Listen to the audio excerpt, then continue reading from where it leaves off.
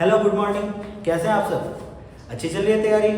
चलिए, तो अपने जेई और नीट के पेपर में खास करके ऑर्गेनिक का पेपर जब आप करते हो तो ऑर्गेनिक में कई बार एक ऐसा बेसिक लॉ है जो हर लगभग डायरेक्टली इनडायरेक्टली बहुत इंपॉर्टेंट हो जाता है, बहुत क्रूशियल होता है।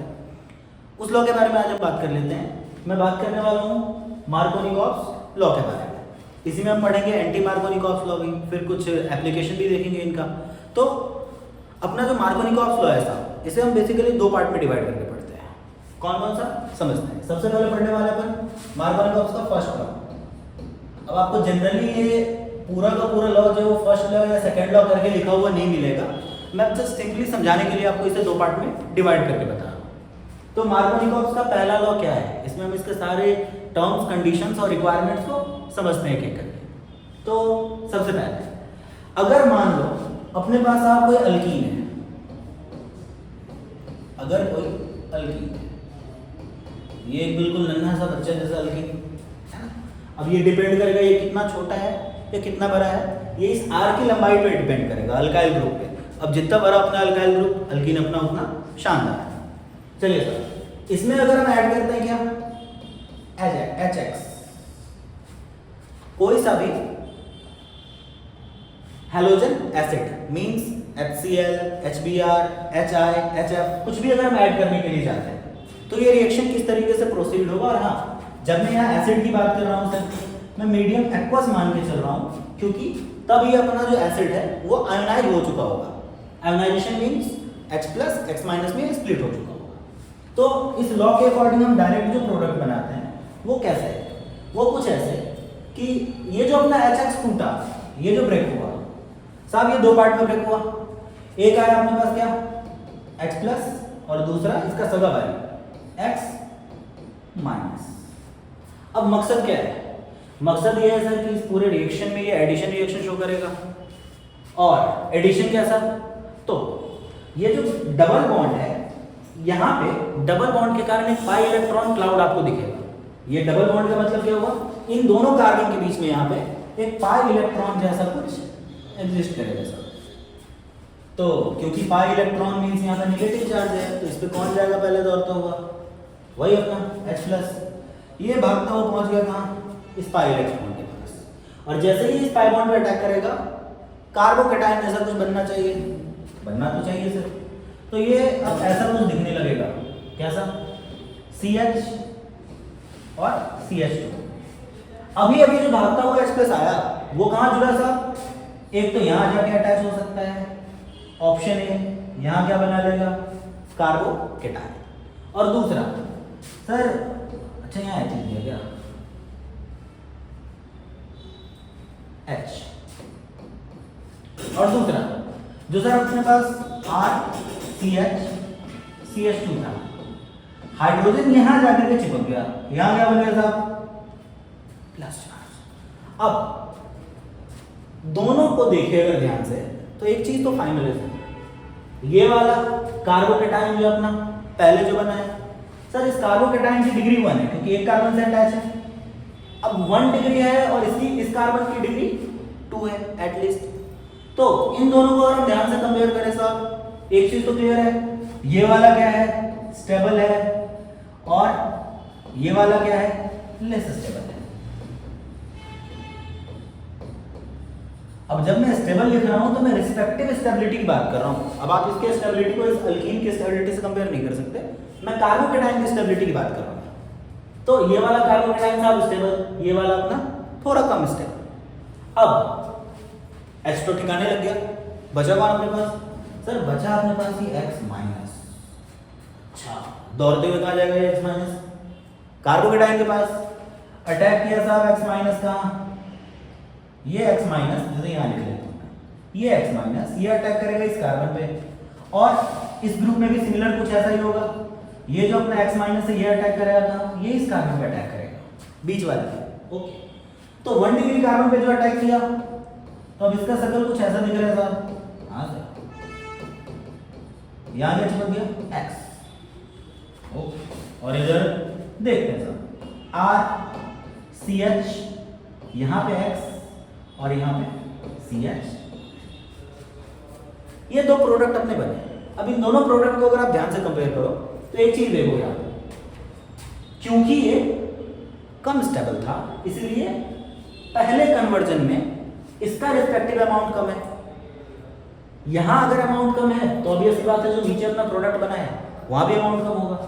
दैट्स व्हाई ये होगा माइनर प्रोडक्ट और ये होगा अपना मेजर प्रोडक्ट। ठीक है सर, बहुत शानदार बात है, मजा आ गया मुझे। इस पूरे लॉ को हमारे कार्बोकेटाइन बना के रखे सर? नहीं, मार्गोनिकॉफ बाबा ने अपना ये काम बहुत आसान कर दिया था। कैसे? इन्होंने बोला जब भी ऐसा कोई केस आए आपको ज्यादा दिमाग नहीं लगाने का। क्या चेक करेंगे सर? हाइड्रोजन का number, negative part of addendum. Addendum मतलब ऐड होने वाला स्पीसीज, इसका जो निगेटिव पार्ट है ये कहां जाके ऐड होगा? ये उस कार्बन पे ऐड होगा साहब जिसपे नंबर ऑफ हाइड्रोजन कम है, मतलब adds to that carbon having less number of hydrogen।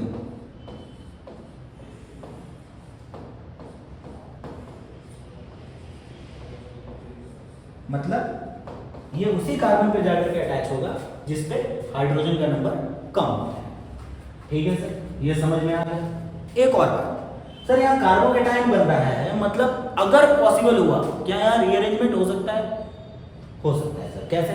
अगर यहाँ जो कार्बन अटैच है, जैसे ये कार्बोकेटाइन बना, इसके जस्ट पड़ोस वाला कार्बन 3 डिग्री कार्बन होता है, तो वहां से अगर मिथाइल ग्रुप है जो शिफ्ट हो सकता है, हम मिथाइल शिफ्ट कर सकते हैं। क्यों?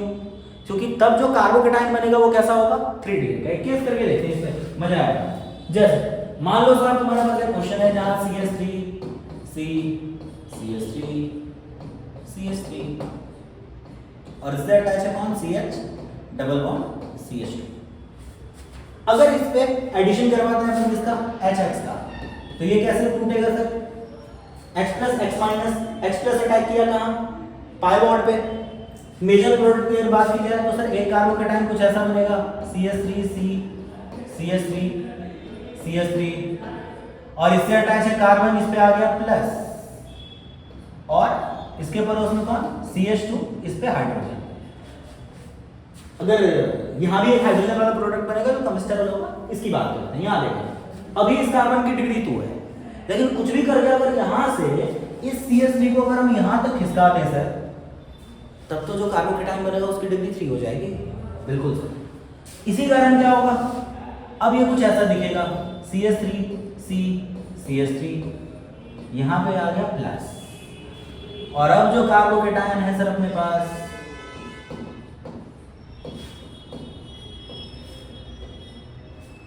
उस कार्बोकेटाइन की डिग्री 3 है, और अब X माइनस कहां अटैक करेगा? तो इसका जरा सा ध्यान रख करके हम फॉलो करेंगे इसको। ठीक है, अब आपको करने के लिए मैं क्वेश्चन दे रहा हूं, आप क्वेश्चन कीजिए और आंसर कमेंट्स में बताइएगा। कौन सा क्वेश्चन सर? तो एक शानदार सा कंपाउंड मैंने अपने पास दे रखा है FH। बढ़िया, ठीक है। और दूसरा एक यहां भी है, इसमें हमने ऐड किया क्या? 1 इक्विवेलेंट HCl। तो प्रोडक्ट जो बनेगा सर, इस प्रोडक्ट का आप IUPAC में कमेंट करके बताइए। तो ये आपको करने के लिए मैं काम दे रहा हूं। और इसके बाद मार्गोनिकॉफ के एक और लॉ को समझते हैं जो हमारे काम को और आसान बनाएगा। चलिए, तो मार्गोनिकॉफ बाबा का दूसरा लॉ क्या है साहब? Second law. सेकेंड लॉ के अकॉर्डिंग अगर अपने पास कोई ऐसा कंपाउंड है जैसे विनाइलिक हाइड्रोजन है, ठीक है, विनाइलिक हाइड्रोजन के केस में क्या होगा? एग्जांपल के लिए अगर हम देख लें CH2 CH और इससे अटैच है X, हाइड्रोजन है तो ऑब्वियस सी बात है इस हाइड्रोजन पे क्या मिलेगा सर आपको? इस हाइड्रोजन पे आपको लोन पेयर भी देखने के लिए मिलेगा। तो विनाइलिक हाइड्रोजन के केस में अब आगे का जो रिएक्शन प्रोसीड होगा, जैसे इस पे अगर हम HX का एडिशन करना है तो HX का एडिशन कैसा होगा? HX के एडिशन से पहले एक चीज पे जरा ध्यान दीजिएगा, ये HX अपना स्प्लिट हो चुका है किसमें सर? ये स्प्लिट हो चुका है H प्लस में और एक्स माइनस में। ठीक है सर, मजा आ रहा है। ये डबल बॉन्ड शिफ्ट किया कहाँ, पड़ोस में। जो लोन पेयर अपना सर वो शिफ्ट कर गए आगे कूद के। मजेदार। अब क्या होगा, अब होना क्या है, यहाँ पे CH2, क्योंकि इलेक्ट्रॉन है यहाँ पे निगेटिव चार्ज का सेंटर बन गया, यहाँ क्या हो CH X प्लस। अब हैलोजन क्योंकि इलेक्ट्रोनेगेटिव है, इस पर प्लस चार्ज से कुछ पसंद नहीं आ रहा है, तो ये कैसा शक्ल बना लेगा, ये कुछ ऐसा दिखने लगेगा H2C, इस पे माइनस CH प्लस और इधर X with all of its lone pair. और अब X माइनस कहां तक अटैक करेगा सर, ये अटैक करेगा अपने CH पे। तो अब तो इसका शक्ल जरा ऐसा दिखेगा ना, H2C CH X और H प्लस कहाँ अटैक किया, H प्लस अटैक किया इस नेगेटिव चार्ज पे, कार्बन आइन पे, तो इस पे अटैक करेंगे कौन, H, और यहाँ पे अटैच हो गया X। तो दूसरा लोग क्या कहता है, अगर सर किसी विनाइलिक हैलाइड की बात की जाए तो विनाइलिक हैलाइड में हैलोजन उसी कार्बन पे अटैच होता है जिस पे पहले से हैलोजन प्रेजेंट है। Means in vinylic halide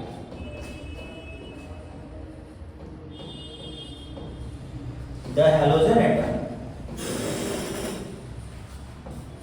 atom adds to the carbon which already have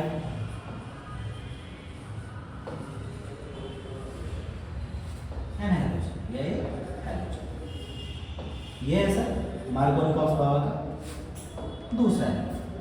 ठीक है, मार्कोनिकॉफ लॉ तो मजेदार है, लेकिन क्या ये लॉ परफेक्ट है, हैलोजन्स के लिए तो परफेक्ट है, HX के एडिशन में अच्छा है। अब अगर मैं बात करूं एंटी मार्कोनिकॉफ लॉ का, या खरास इफेक्ट भी इसे कहते हैं, है ना, पेरोक्साइड इफेक्ट भी कहते हैं, ये क्या होता है, एंटी मार्कोनिकॉफ लॉ।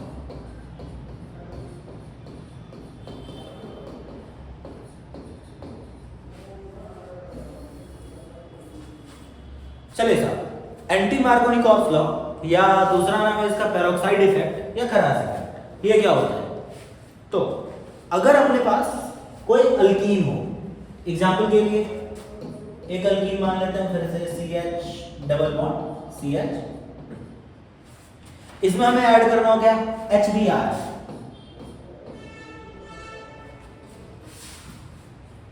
इसमें ऐड करना है सर HBr। नाम पे फोकस करना था, यहां मैंने ब्रोमीन लिखा है, ब्रोमीन की जगह कोई और नहीं लेगा। In presence of peroxide, in presence of peroxide ये जो प्रोडक्ट बनाएगा वो कैसा दिखेगा, तो सर ये जो प्रोडक्ट बनाएगा वो अपना कुछ ऐसा दिखेगा, CH CH2, यहां पे अगर ब्रोमीन अटैच हुआ और यहां हाइड्रोजन, तो ये होगा अपना मेजर प्रोडक्ट। और अगर यहां पे हाइड्रोजन अटैच हुआ और यहां पे ब्रोमीन, ये होगा अपना माइनर प्रोडक्ट। कितना मेजर और कितना माइनर, बहुत मेजर और बहुत माइनर। ठीक है, ये 19-20 का नहीं, 19 लाख का फर्क है। ऐसा क्यों, इतना क्यों डिफरेंस आ गया सर दोनों प्रोडक्ट में? हम तो मार्कोनिकॉफ में पढ़ के आए थे ना, मार्कोनिकॉफ में नेगेटिव पार्ट मतलब Br माइनस वो किस पे ऐड होना चाहिए, जिस पे हाइड्रोजन कम है। यहाँ उल्टा कैसे हो गया सर, ये गेम कैसे बदल गया, सोचने वाली बात है, देखते हैं कैसे बदला। चलिए, तो ये जो अपना पेरोक्साइड था, पूरा स्टंट यही इसी ने शुरू किया है। कैसे, तो मान लेते हैं जैसे हमने एग्जांपल में ले लिया एक पेरोक्साइड ROO, बढ़िया। तो सबसे पहला कांड तो यही पेरोक्साइड करेगा साहब, कैसा कांड, ये ब्रेक हो जाएगा किसमें, RO फ्री रेडिकल्स में, बढ़िया। तो बदतमीजी शुरू किसने की, बदतमीजी शुरू की, पेरोक्साइड।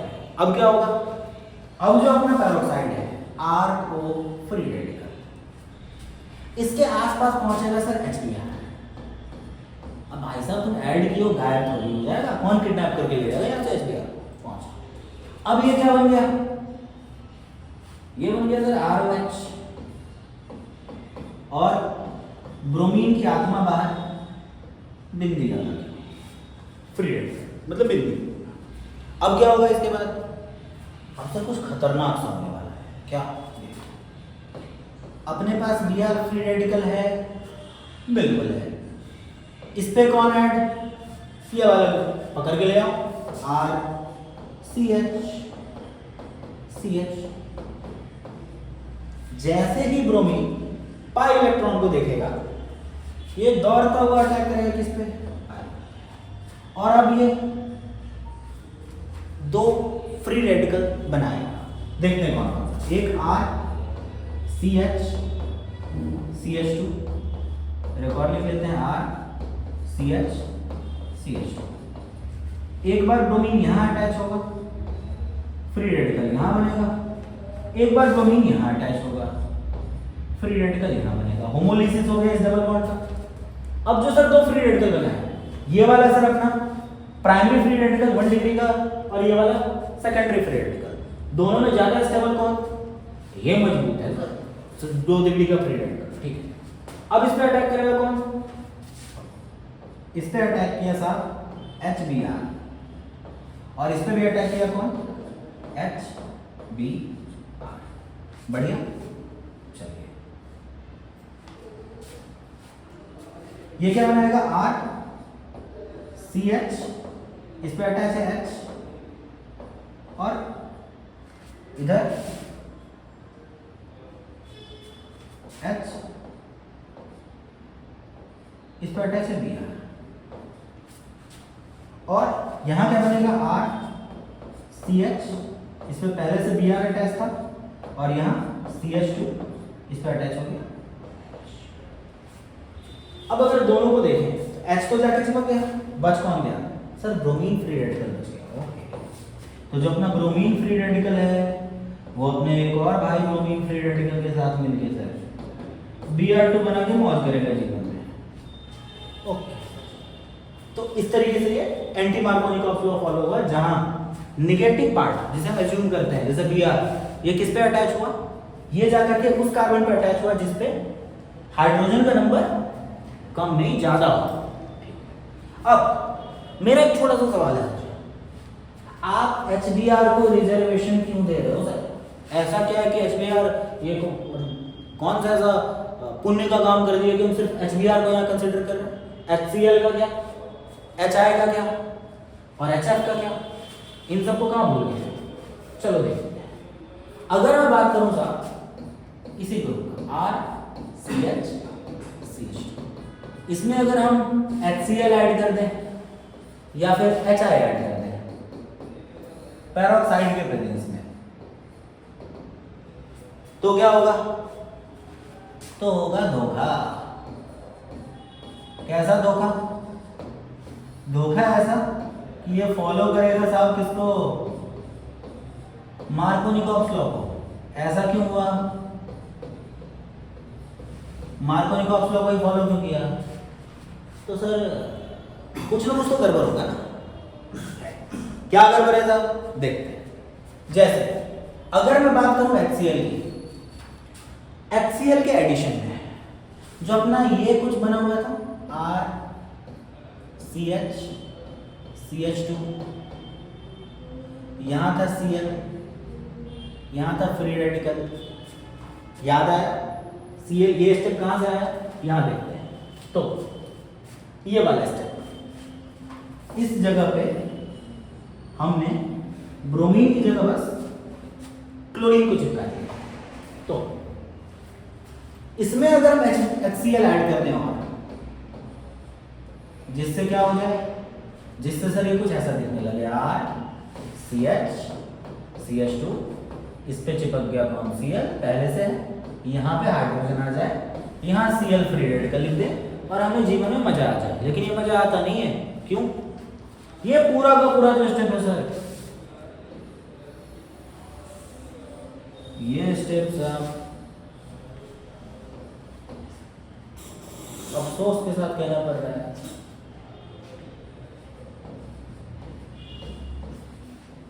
इंडोथर्मिक। इंडोथर्मिक है मतलब सर, इंडोथर्मिक है मतलब एंथैल्पी ऑफ रिएक्शन ये लगभग 12 किलो जूल पर मोल एनर्जी एब्जॉर्ब होता है सर। तो अगर आपसे क्वेश्चन एडवांस में खिलवाड़ करेगा तो अगर यहाँ हीट कर दे या इतनी एनर्जी प्रोवाइड कर दे जिससे ये एंथैल्पी बैरियर क्रॉस हो जाए, तो HCl भी पेरोक्साइड के इफेक्ट में एंटी मार्कोनिकॉफ लॉस शो कर सकता है। बट ये इस तरह का खिलवाड़ आपसे मेंस या नीट जनरली नहीं करता, इस तरह का खिलवाड़ आपसे एडवांस कर सकता है। क्या कि इस एंथैल्पी को ओवरकम करने लायक हीट इस रिएक्शन को प्रोवाइड कर दे HCl वाली। HCl का तो समझ गए सर, दुख इसके जीवन में बहुत है। बेचारे HI से क्या भेदभाव, ये तो नन्हा मासूम सा दिख रहा है ना, छोटा सा हाय कर रहा है। देखते हैं इसके केस में जो पहला स्टेप था कौन सा, RCH इस पे जो अटैक किया था कौन, HI। क्या बनाने के लिए साहब, तो ये अटैक किया हुआ था ताकि इसका शक्ल कुछ ऐसा दिखने लगे, RCH फ्री रेडिकल CH2। यही जो ये जंप करके गया सर, यही स्टेप फिर से एक बार इंडोथर्मिक हो जाता है। ओ नो, अब क्या करें सर, इंडोथर्मिक हो जाता है मतलब delta H is approximately equal to 46 kilo joule per mole. Sir इतनी एनर्जी में मजा नहीं आएगा, तो क्योंकि ये दोनों इंडोथर्मिक प्रोसेस है, हमें बाहर से हीट ऐड करना पड़ेगा, नॉन स्पॉन्टेनियस है, और नॉन स्पॉन्टेनियस होने के कारण